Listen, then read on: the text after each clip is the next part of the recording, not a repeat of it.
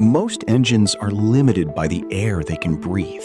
A supercharger changes that by forcing more air into the engine under pressure.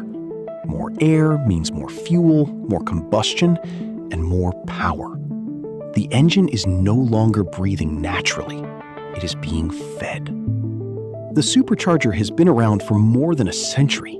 It started in early engineering, powered wartime aircraft, and later found its way into performance cars. From the Spitfire to the Hellcat, the same idea kept evolving. Old technology, still making serious power. The Roots supercharger is the classic design. Two rotors move air from the intake into the engine as quickly as possible. It does not create power by magic. It simply forces more air where the engine needs it most. There are three main supercharger types: Roots, twin screw, and centrifugal.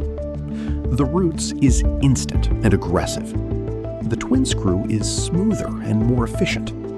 The centrifugal builds power with RPM. Same goal, different character. When a supercharger adds more air, the engine can burn more fuel.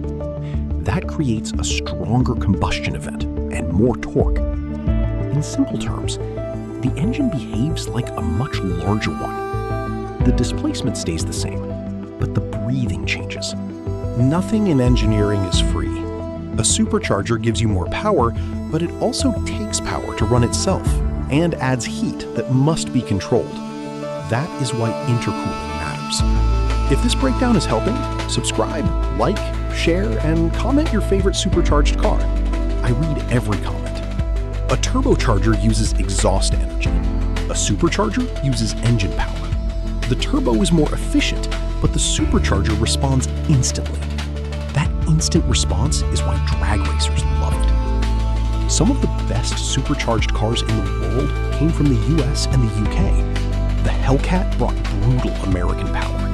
Jaguar and Aston Martin brought refined British performance. Different styles, same forced induction idea. Now, the supercharger is changing again.